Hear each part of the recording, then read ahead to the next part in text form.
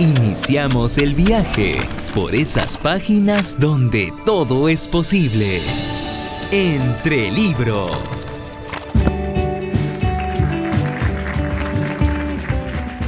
¿Cómo están, amigos de Entre Libros de Radio Nacional del Perú? Como cada domingo a las 9 de la noche acompañándolos. En esta ocasión vamos a hablar de literatura, de cuentos y también de poesía. Pero vamos a hablar esta primera media hora con un libro de cuentos para niños que se llama Nasruddin y el sueño del sultán, escrita por Carlos Matius. Vamos a conversar hoy día con él y las ilustraciones han sido hechas por Andrea Sumalavia. Y en verdad es un libro de cuentos muy interesante porque tiene diversas historias y muy divertidas para niños que tienen de repente como un consejo al final o para tener una reflexión. Muy divertidos, en este libro hay bastante humor también y bueno, es acerca del personaje mítico del sufismo o mística islámica a través de las disparatadas historias de Nasruddin. Este es el libro y vamos a darle la bienvenida a Carlos Matius. ¿Cómo estás, Carlos? Bien, muy bien. Muchísimas gracias, Magnolia, por la invitación. No, a usted, en realidad, porque este libro nos llegó ya hace algún tiempito. Hemos estado tratando de coordinar y se ha hecho esperar, pero sí, creíamos básico definitivamente hacer la entrevista, porque para Carlos Matius, ¿por qué es importante escribir un libro de cuentos para niños? Es quizás algo por demás valioso alcanzar este tipo de conocimiento sagrado, particularmente los niños. Estamos viviendo una época en la cual la espiritualidad ha pasado a un segundo plano. Uh-huh. Y otra herramienta curiosa del viejo mulá de Nasruddin es que utiliza el humor. Uh-huh. Además, las historias son cortas, simpáticas, sencillas en su estructura. Entonces, es una pedagogía fácil y asequible para los pequeños. Sí. Ahora, en realidad, no solo es un libro para niños, ¿no? Eso es un poco el pretexto. Las historias de Nasruddin encierran mensajes sagrados detrás de esa aparente cuestión disparatada que narrabas y que pues pueden ser entendidos por niños y por mayores. Definitivamente hay cuentos que son no solamente para niños, sino también para adultos. Los he disfrutado, en realidad los he leído, son 8 cuentos que están aquí. ¿Y por qué ese nombre? ¿Por qué Nasruddin y el sueño del sultán? Bueno, de repente sería bueno presentar al viejo Nasruddin, ¿no? Ajá. Claro. Claro que sí, adelante. Sí. A ver, Nasruddin es un personaje de la mística islámica y particularmente el folclore de Medio Oriente. Uh-huh. En realidad los expertos no están de acuerdo si fue una persona real. Algunos dicen que sí, que nació en 1208 en una aldea de Hortu en Turquía. Uh-huh. Y otros dicen que no, que en realidad es un personaje tradicional que nunca existió y que viene un poco desde la época más remota de los árabes. Ahí sería el personaje de Yuha. Uh-huh. Luego pasa a Turquía, es Nasruddin Hoxha. Nasruddin significa gloria de la religión. Uh-huh. Y Hoxha sería como maestro, entonces el maestro gloria de la religión. Y luego pasa más bien al mundo persa como el mulá Nasruddin. Uh-huh. Y la palabra mulá alude a un erudito en el Islam, ¿no? Uh-huh. Entonces este es el Nasruddin. Quieran ustedes creer que existió, que fue un sheikh, un alcadí, uh-huh, un juez de su época. Nos está dando toda una clase con los términos de ese mundo. Bueno, es que quizás cuando lo lean no se van a aburrir como las cosas que estoy narrando, porque Nasruddin en realidad es muy divertido. Demasiado, diría yo. Exactamente. Y sin embargo encierra una profundidad muy intensa. Uh-huh. Como habrás visto, mi querida Magnolia, uh-huh, este libro tiene una guía explicativa. Sí, al final. Exactamente. Ajá. Pero esa guía explicativa alude a 2 niveles. Uh-huh. Este libro puede ser leído por cualquiera y entendido en su enseñanza práctica. Uh-huh. Ese es un nivel. Uh-huh. El segundo nivel ya es el secreto escondido que está en cada historia. Uh-huh. Yo alcanzo algunas guías básicas, algunas pistas, pero tampoco quiero quitarle al lector el viaje y malograrle su propio camino, ¿no? Claro, y es importante también decir que es un mundo lleno de sultanes. ¿Qué son los sultanes, no? Son reyes o monarcas islámicos, visires, ¿no? Que aquí los he explicado, y también los derviches. Cuéntales a nuestros oyentes de Radio Nacional qué significa visires, derviches, que los van a encontrar aquí. Bueno, efectivamente, ¿no? El sultán es una palabra árabe que en realidad significa poderoso, ¿no? Es un rango, para hacerlo simple, con Occidente, sería como una especie de regente, de monarca. El visir sería una especie de asesor o ministro del monarca. Y el derviche, que es quizá lo más interesante, que viene del árabe darwish, ¿no? El derviche es alguien que sigue el camino del tasawuf o sufismo, o la mística del Islam, como tú señalabas. Entonces, efectivamente, en las historias de Nasruddin que están contenidas en este libro, van a encontrar personajes de ese tipo. Ahora, quizás, si bien es muy complejo tratar de definir qué cosa es el sufismo, podríamos explicar un tema que es, creo, relevante. Lo que está tratando de hacer el viejo Mulá Nasruddin con sus historias es explicar cuestiones del sufismo que son, digamos, difíciles de transmutar en palabras. Pero ha sido muy fácil en estos cuentos, y además es la manera de acercar otras culturas con los niños, inclusive para los adultos, en verdad. Quien lo lea, para leerle al sobrino o a los hijos, va a encontrar ahí que los están acercando a otras culturas, ¿no? Yo creo que ese ha sido también un poco el objetivo. A ver, nos contarás, Carlos. Efectivamente.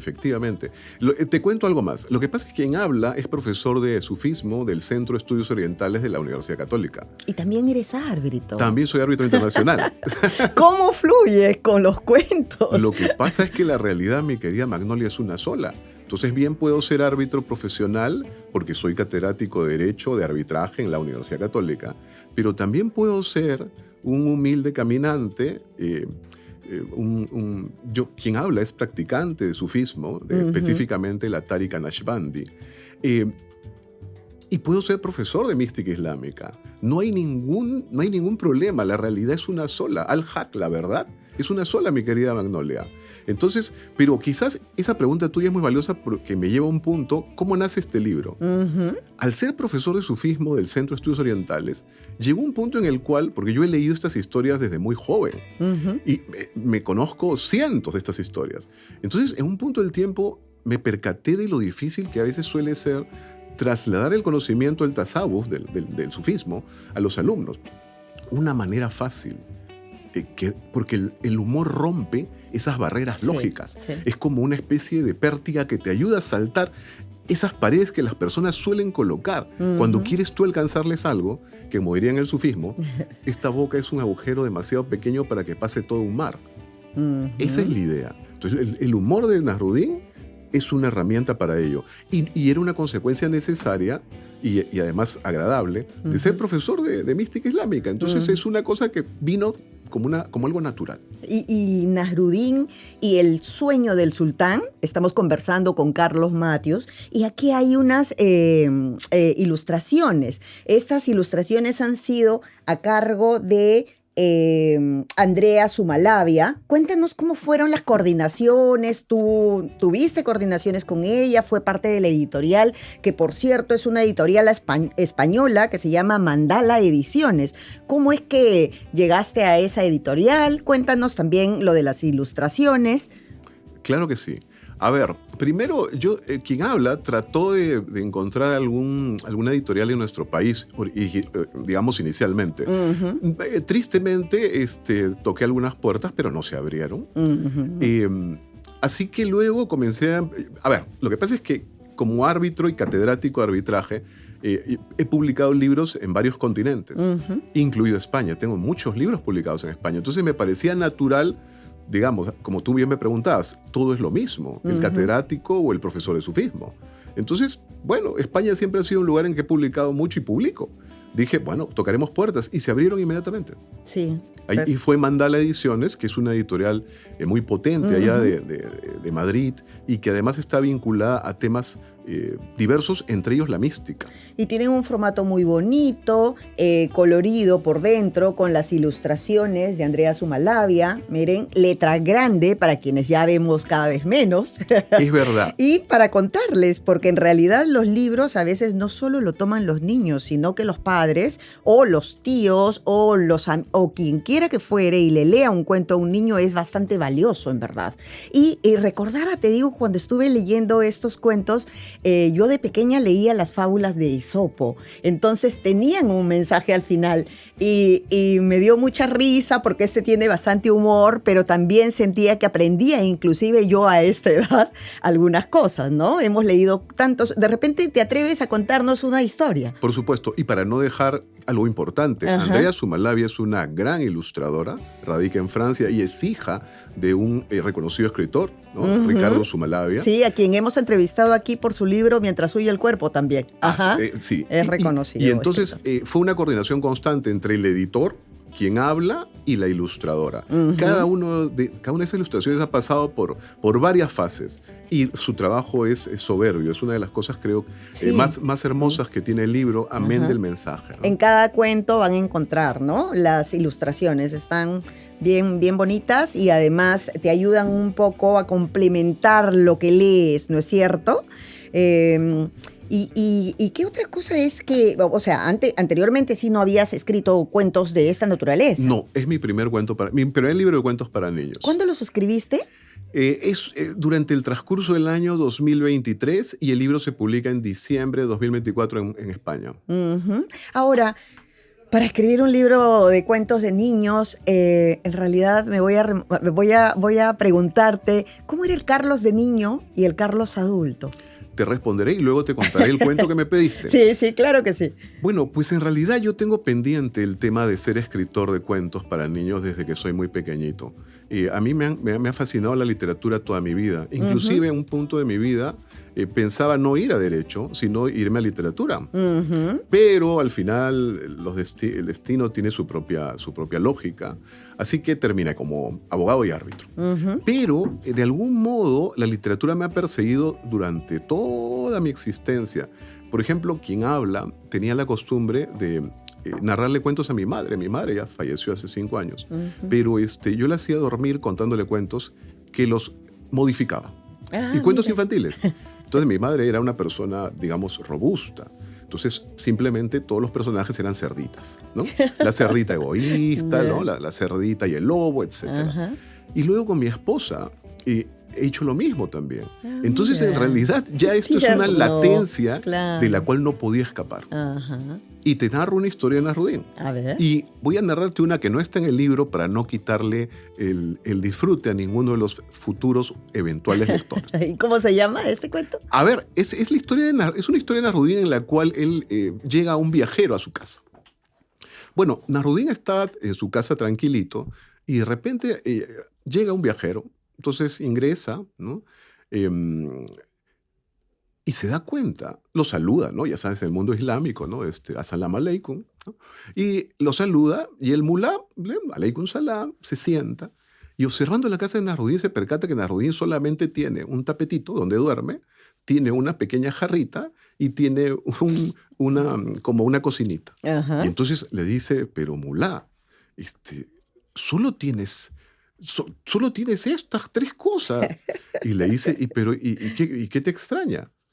Pero tú no tienes casi nada. Sí, pero yo solamente estoy de paso. Y el mulá lo mira y le dice, yo también. Ah.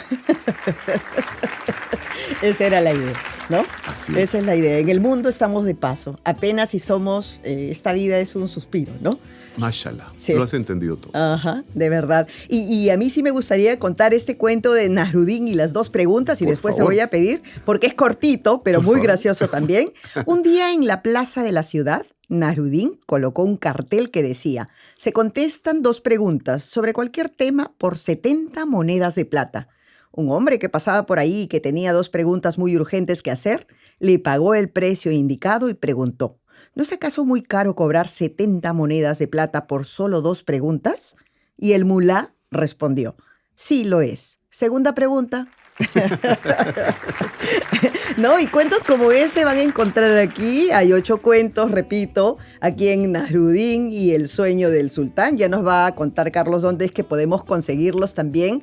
Si este libro, como decíamos, ayuda a de repente aproximarse a los niños a otras culturas, ¿qué recomendación tienes para los padres que de repente somos un poquito también responsables de hacerle la lectura para los niños, o los abuelos, o quien quieras?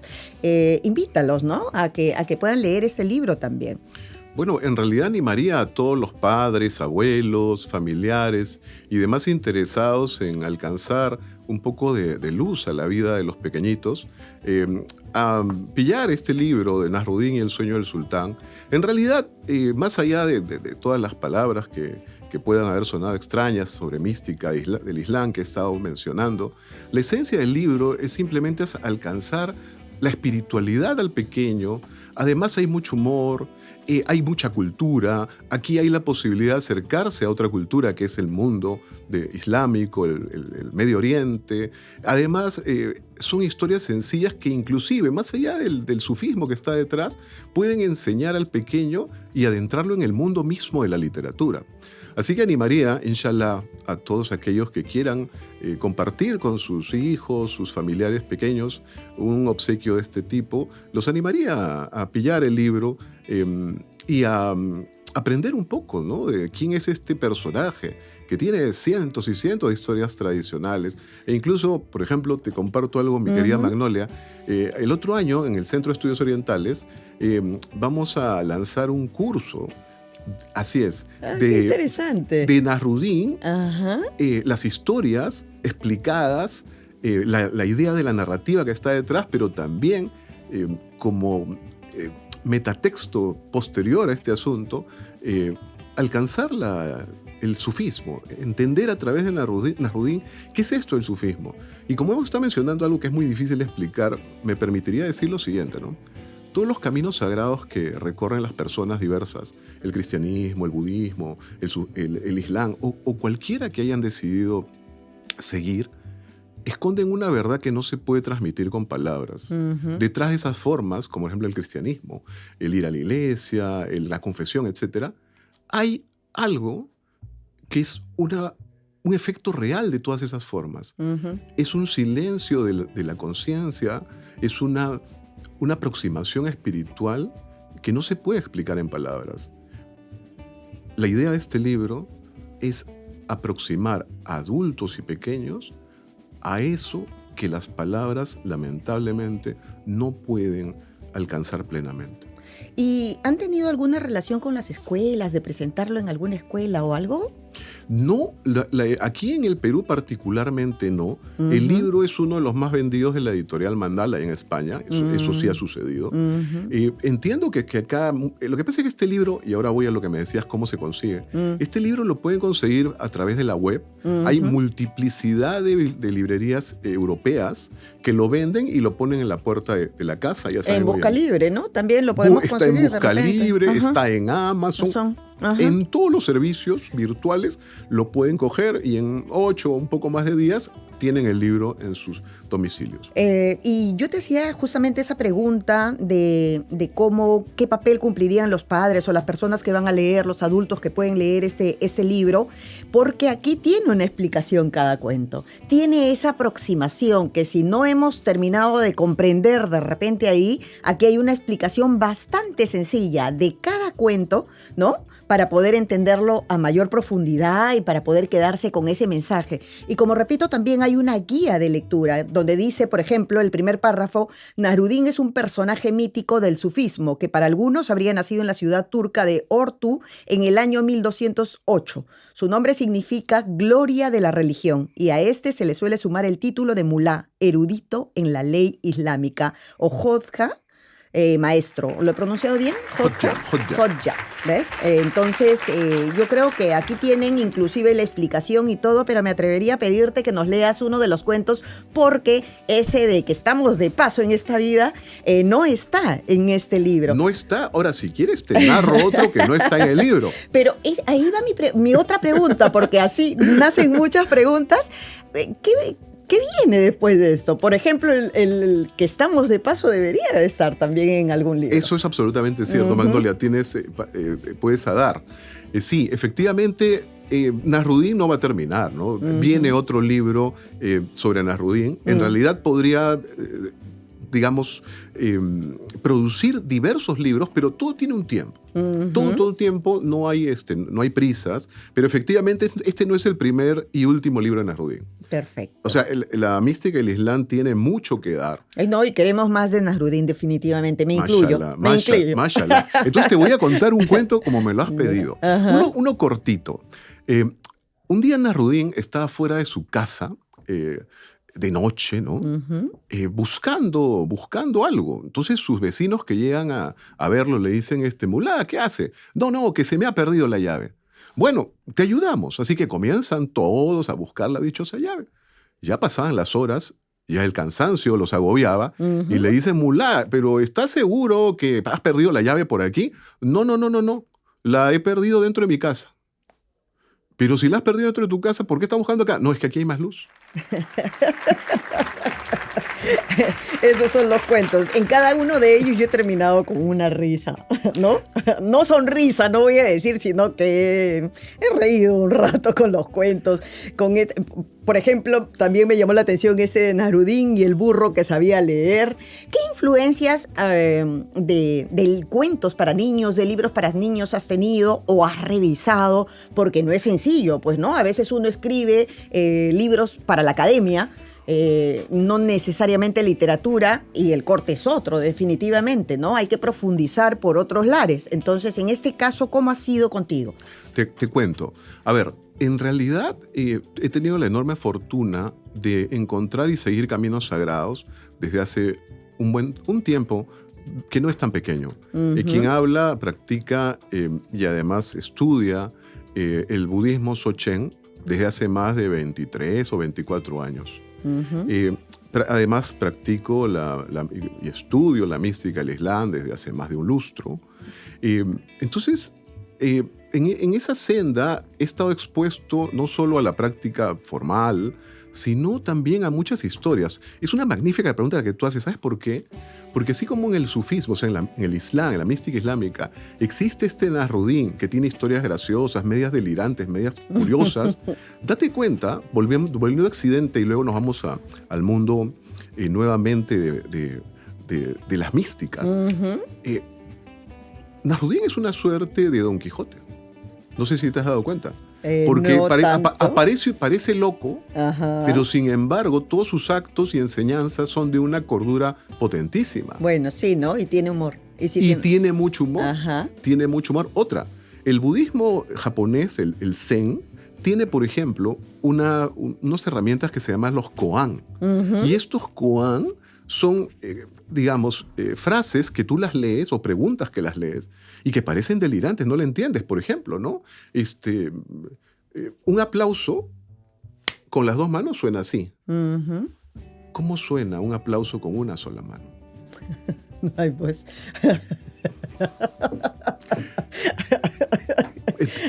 No va a parar. Es más, hay palabras que... Absolutamente. Es más, te cuento algo más, Magnolia. Estoy haciendo el camino, los procedimientos incluso, para crear en la Facultad de Derecho de la Católica un curso de meditación y derecho. Ay, qué interesante. Sí, porque date cuenta que la mente humana, y particularmente los abogados, estamos expuestos, y estudiantes de derecho también, a grandes niveles de tensión. Hay muchos problemas con el tema de la salud mental. Entonces, el sufismo es eso. Si tú me hubieras preguntado, por ejemplo, ¿y cómo se practica el sufismo? No es sino meditación. En el sufismo existe una práctica que se llama en árabe dhikr, que significa recuerdo. El recuerdo de Alás Fatala, de Dios, ¿no? Me voy a inscribir a tus clases definitivamente, ¿ah? Inshallah. Para retornar al curso que tienes sobre la cultura oriental, me decías que iban a... El otro año vamos a... te lo vuelvo a precisar si es que no he sido muy claro. El otro año, inshallah, en el Centro de Estudios Orientales vamos a ofrecer un curso. O sea, yo años anteriores he ofrecido el curso de sufismo. Ya. Pero digamos que quizá el público todavía no está tan animoso, ni preparado, ni entiende la idea de qué cosa es la mística del Islam.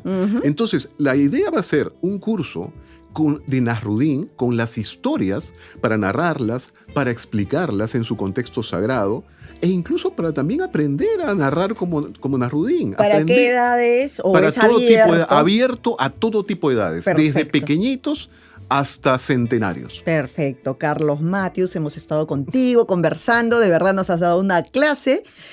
Muchas gracias por estar aquí en Radio Nacional y ya saben, vayan por su libro Nasruddin y el sueño del sultán de Carlos Matius, ilustraciones de Andrea Sumalavia. Pueden verlo en la página web. ¿No? Nos acaba de decir que también lo pueden pedir por Busca Libre, por Amazon, a pesar de que ha sido editado en una editorial española, pueden tener ese acceso. Así que nos vamos a la pausa con esto y despidiendo al gran Carlos Matius, que nos ha venido a hacer reír un rato y a darnos una clase maestra. Gracias, Carlos. Shukran. Les esperamos, no se muevan, vamos a movernos un ratito nosotros y venimos en unos minutos con Entre Libros en Radio Nacional del Perú.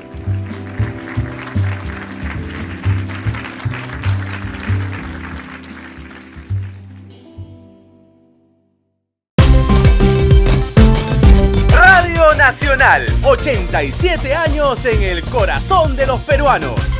Presenten los hechos que marcaron y marcan nuestra historia. Conectamos a todo el Perú con información veraz, entretenimiento, cultura. Y la música nos une. Radio Nacional se renueva y apuesta firme por la innovación. Hoy miramos el futuro con optimismo. Nuevos equipos con tecnología de punta y mejoras en nuestras cabinas de transmisión. Radio Nacional más viva que nunca. Sintoniza Radio Nacional en los 103.9 de la FM y ahora también en el 7.2 de la televisión digital terrestre.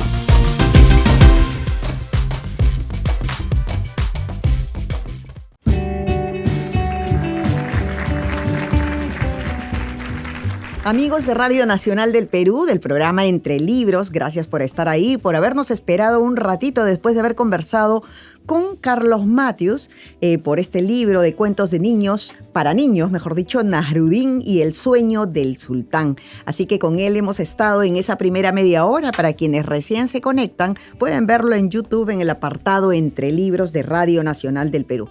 Y esta media hora, como siempre, nos vamos a deleitar con un poquito de poesía. Ha venido Miguel Ángel Zapata con este nuevo poemario de Máquina Purísima, El florero amenaza con hablar. Miren qué linda esta portada, es de tapa dura. Ahora vamos a conversar con él, con esta poesía tan bonita que ha traído. En El florero amenaza con hablar aparecen personajes que bajaron de súbito a visitarme, ha dicho Miguel Ángel Zapata. Así que ahora le vamos a preguntar por eso y primero quisiera presentarlo, ¿no? Él ha publicado varios poemarios y ensayos literarios, recibido premios como el Latino de Literatura otorgado por el Instituto de Escritores Latinoamericanos de Nueva York y el José María de Hostos de Ensayo. Entre sus obras se encuentran Luces de la Memoria, El Tucán de Virginia y El Bosque de los Huesos. Así que le damos la bienvenida a Miguel Ángel Zapata. ¿Cómo estás, Miguel Ángel? Gracias por venir. Muy bien, Magnolia. Gracias por la invitación. Aquí estamos. Gracias a ti. Y como decía en la presentación, habías dicho que esta poesía, estos personajes han bajado de súbito a visitarte para hacer este libro. ¿Cómo es eso? Cuéntanos. Bueno, porque en ciertos aspectos a veces la poesía suele atacarte dulcemente o inesperadamente sin que tú planees, ¿no? Entonces, en este caso hay, en este libro, como podrás haber visto, personajes como músicos, pintores, ciudades y algunos acontecimientos de mi vida que han sido trasladados a ese libro. Las aves están presentes, inclusive la naturaleza y el duelo, ¿no? El duelo bastante presente ahí también.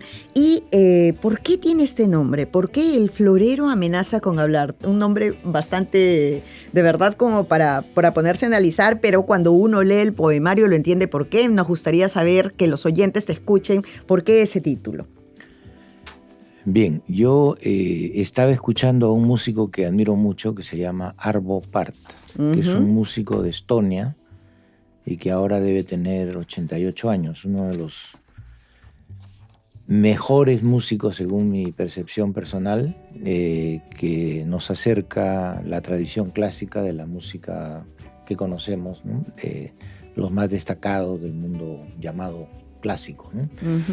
Pero él le da un toque de espiritualidad, ¿no? Aparte le da algo que es inexplicable. La música, como el arte, a veces suele ser inexplicable. ¿La poesía es inexplicable?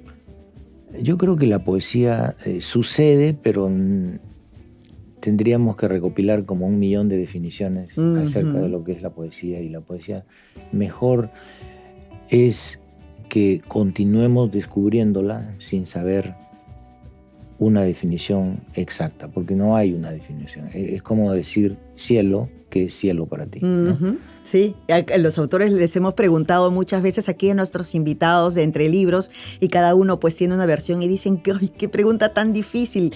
Pareciera fácil, pero no es, ¿no? Es como si le preguntases a un novelista qué es una novela, claro, y te darían 3.000 opiniones. Sí, sí, claro. Para cada uno tiene un concepto diferente, ¿no?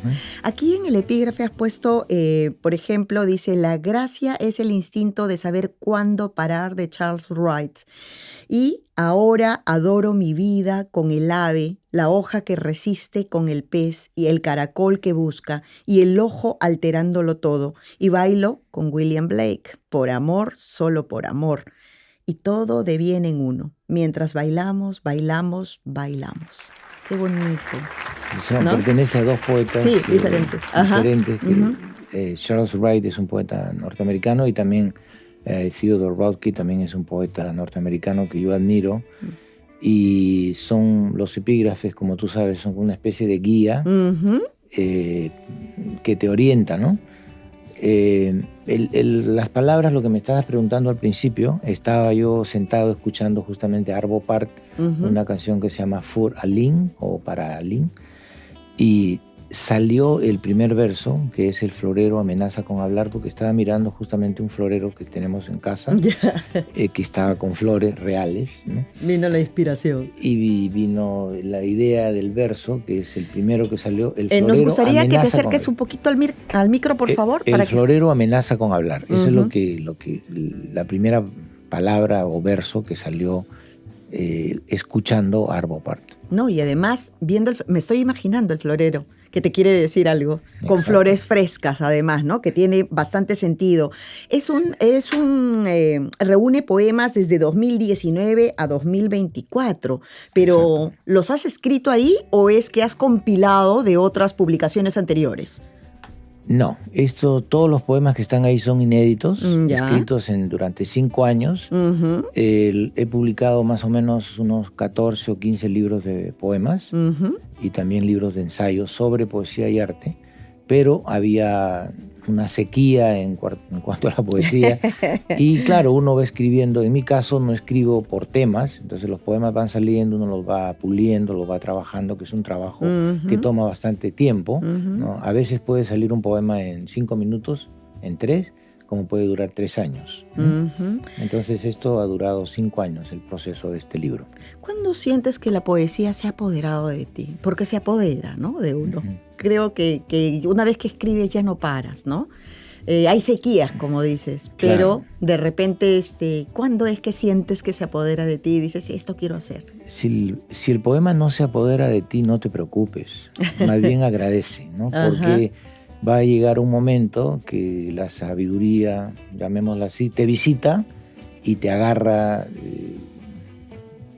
desarmado y tienes que ceder, nada más. Y aceptar de que los poemas no pueden venir todos los días como piensan algunos poetas que dicen que, como decía Neruda, que hay que escribir un poema diario.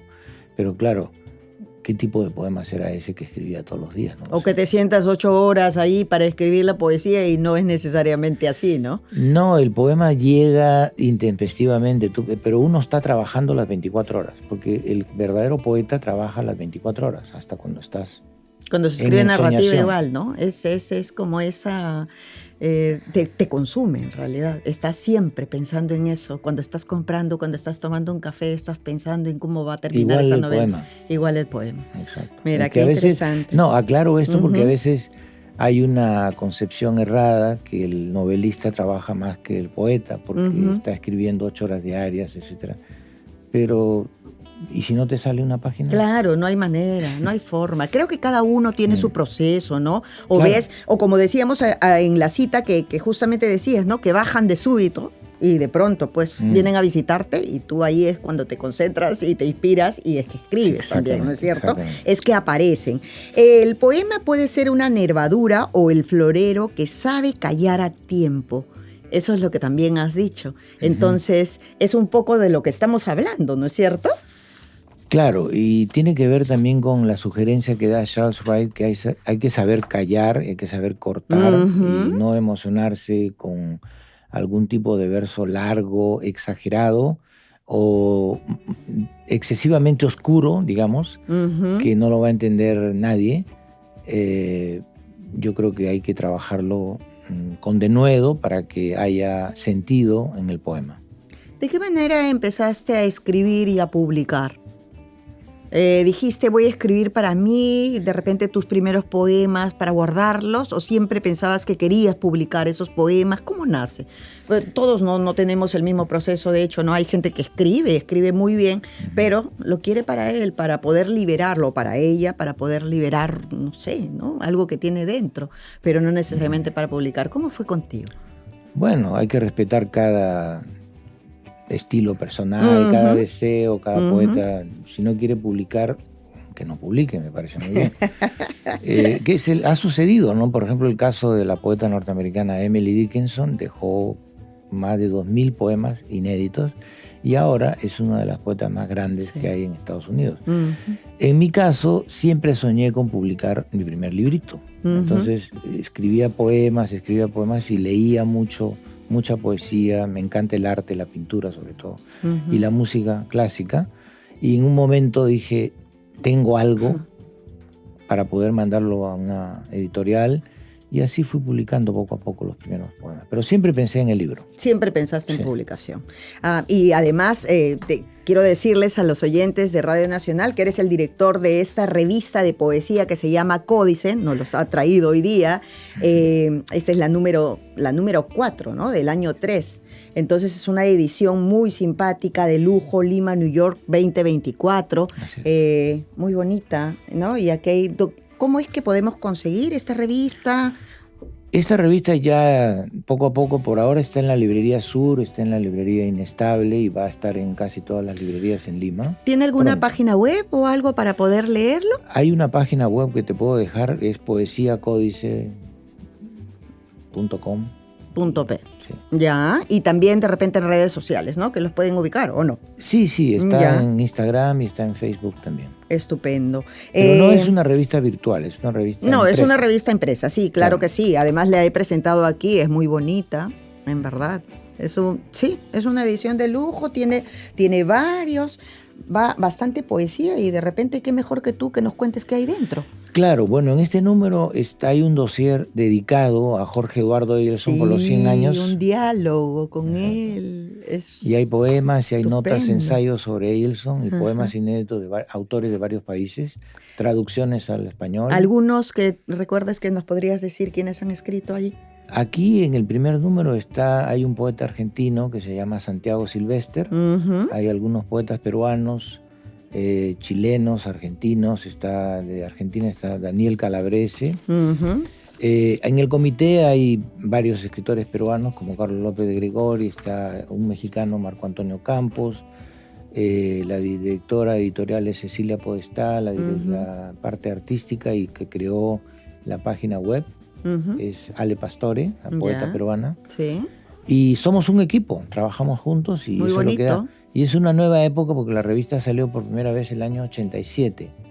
Ya pasó bastante tiempo, pero dejó de salir por exceso de fondos. Ajá. Entonces, ahora nos animamos. En positivo siempre. Exacto. Entonces salió, ahora ya van 4 números. Miren, Códice, vayan por Códice. En verdad, además hay un diálogo con Eyelson. Es espectacular. Así que ahí lo dejamos y volvemos a El Florero Amenaza con Hablar, que también tiene poesía riquísima, en verdad. Muy, muy buena. No sé, si quisieras leer de repente que yo separé, que dice: mi hija es un árbol de flores. Ah, claro, gracias, sí. Y después puedes escoger el que a ti te parezca para que puedas leer. Hay bonita poesía. Leo esto. Mi hija es un árbol de flores, para Analí in memoriam. Digo cielo y escribo cielo en el cielo. Es otoño, dicen los árboles. Mi hija es ya un cielo, una lágrima en el bosque, el corazón sonando como un volcán. Cae la lluvia y la luz forzada escribe su pesar. Es otoño y siento un árbol en el corazón. Mi hija ha muerto y es un árbol de flores, un leve pensamiento del espíritu. Los árboles repiten en coro que es otoño. Mi hija ya no dibuja rostros en la sombra y no sonríe con los geranios marchitados. El imperio de las cenizas jamás hundirá su gloria. Uf, en verdad, súper. ¿Y cómo ha sido escribir sobre eso? Ya después de un tiempo de haber pasado la herida, bueno, la herida estará presente siempre ahí, ¿no? Pero ¿cómo ha sido poder escribir? A veces dicen que no deberíamos de escribir cuando esto está cerca, que hay que alejarnos un poquito. ¿Qué piensas tú?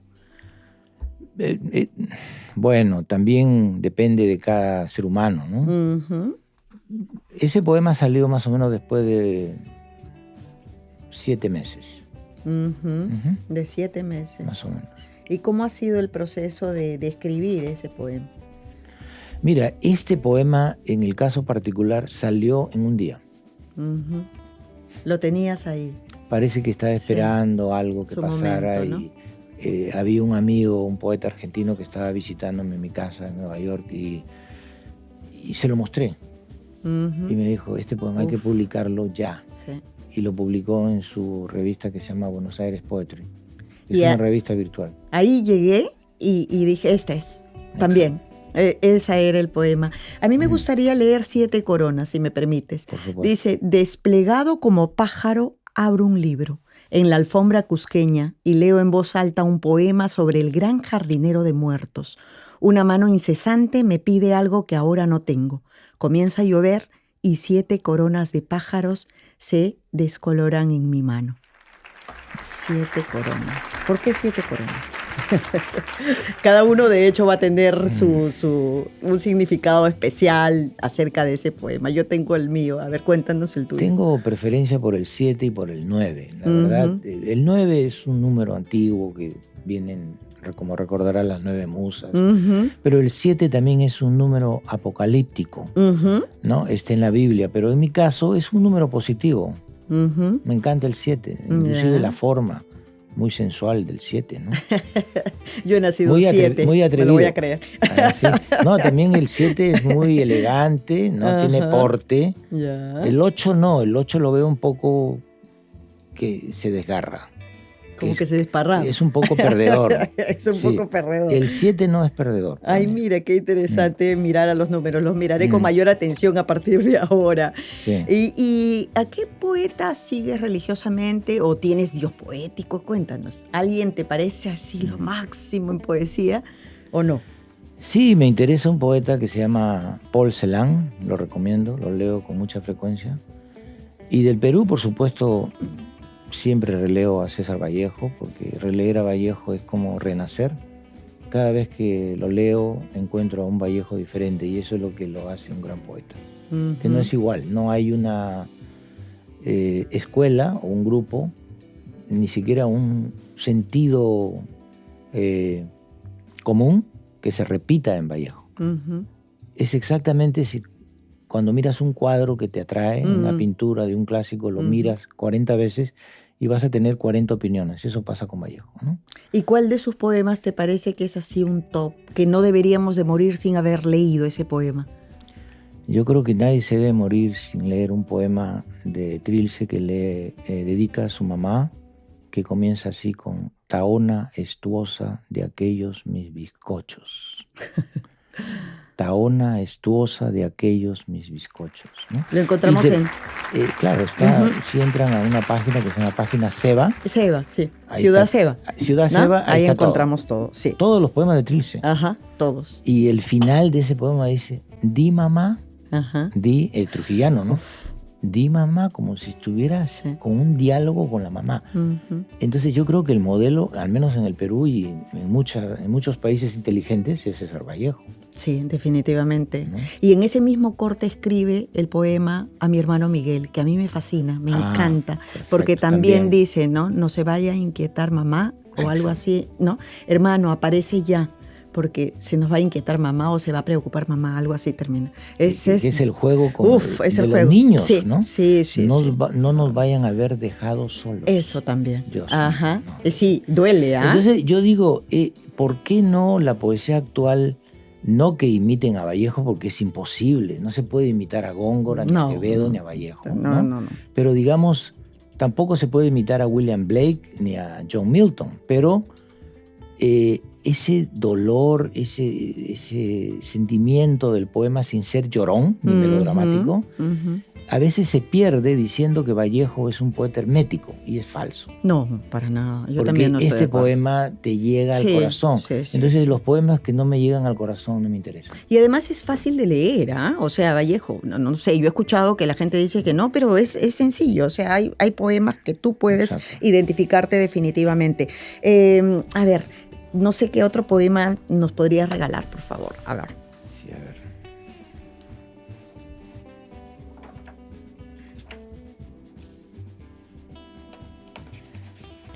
Bueno, estos son poemas breves. ¿Te parece? Sí, el que tú quieras. Los oyentes están estos son, se llama Postales para Georgia O'Keeffe, que es una pintora norteamericana que admiro mucho y me parece fabulosa. Y dice en la introducción: contemplando a Georgia O'Keeffe en distintas galerías y postales, salieron estos poemas con rosas desiguales y colores extraños, combinaciones sobre vestidos púrpura, entre tallos brotaron estos cálices y corolas. Letra A. Mi hija en el cielo es un lirio amarillo. Los ángeles bajan a mi patio a celebrarla, tan radiante, pastora de mis flores. 1. Siempre una flor oscura enreda tu pensamiento. Escribes al revés el color de la tinta. Un lago negro reposa en tus ojos. Tu voz deviene en pétalo, sombra de otro lugar. El lago negro y una flor desean tu amarillo intenso. Tus labios de estrella, un filamento del cielo. 2. Viejo establo de madera, como tu voz escondida dentro de la paja. Hay que abrir la gran puerta del color, quemar las aldabas y mirar el cielo para dar gracias. 3. Lake George, 1922. Los que han visto el lago saben que Los que han visto el lago saben que el azul no es un color. Es una montaña en el cielo, el revés del agua donde se confunde el aire. Y el último, que es 4, tiene un epígrafe de Paul Klee que dice: el color se ha apoderado de mí, ya no tengo que perseguirlo. Quise pintar un cuadro, no sabía ser pintor, aun cuando era mío el color. Pinté uno en casa con unos cerros amarillos, parecía finalmente tocar el estigma. Mi cuarto era un bosque. Imaginaba a todas felices caminando vestidas de verde cadmio. El color se había apoderado de mí. Ya no tenía que perseguirlas. Que se apodere el color de todos los oyentes, de todos nosotros, de nuestro productor, de toda la gente de aquí de la radio, que se apodere de verdad del color. En Escuchar es Escribir, que está casi ya al final, dices que vuelan músicos en estas páginas. ¿Cómo has hecho que vuelen músicos en estas páginas? Todos vuelan, de verdad, porque, bueno, ahí está, hay pintores, músicos. Está, por ejemplo, la primera guitarra maravillosa de Keith Richards, ¿no? De los Rolling Stones. Hay una mezcla extraña de música. Por ejemplo, yo toco cajón desde los 13 años. Y también hablas del cajón. Sí, hay sí. Algo sobre el cajón peruano, por supuesto, mezclado con un poco de Keith Richards, que es rock pesado de los 60. Y luego está Arvo Pärt, que es un músico actual, contemporáneo de música clásica. Entonces, se apoderaron de mí. Sí, yo claro. los dejo. Sí, y esa es la idea. Lo voy a tomar definitivamente. Hay que ser fácil. Y a esto también responde que el talento poético no opera en el vacío, ¿no es cierto? ¿Cómo opera en ti? ¿En qué sentido en el vacío? No por ejemplo, es que tienes que tener justamente esa llamada, ese algo súbito que entra para que tú puedas hacer, ¿no? Un poema. A eso me refiero. Y hay que estar preparado. Ajá, preparado para recibirlo. Exacto. Preparado. Pero ¿cómo te preparas? Pensando que las musarañas van a venir y los ángeles te van a dar la inspiración. No, eso es lo que cree mucha gente, pero yo creo que hay que leer mucho y hay que estar preparado. Es leer, escribir, leer. Y bueno, nos vamos a ir con un poema así chiquitito que dice verano. Llueve y pájaros lejanos reclaman el cielo a la distancia. Tengo sed y no hay agua. Estoy solo como pájaro, rojo colgado de un crisantemo. Escribo para ver a la lluvia, golpear los cristales y repetir que mi madre está viva todavía. Así de bonita es esta poesía que tiene El florero amenaza con hablar, de Miguel Ángel Zapata, que no sé, de verdad estamos felices de haberlo tenido. Máquina Purísima es la editorial, y ahora nos puedes decir dónde es que lo pueden conseguir, para antes de despedirnos. Bueno, lo pueden pedir en la página web de Códice, también, la que di. A veces me equivoco en el nombre, pero si ponen Códice Revista Poesía, va a aparecer. Va a aparecer en la web. Ahí pueden hacer los pedidos, pero también está en la Librería Sur en San Isidro y está en Inestable en Miraflores. Y va a estar en otras librerías pronto. ¿En alguna red social o algo que lo podamos conseguir? A través de nuestra web también. Ah, perfecto. Directo. Ya. Me parece muy bien. Así que no se olviden de comprar El florero amenaza con hablar. Pero no en Uber, porque no llega.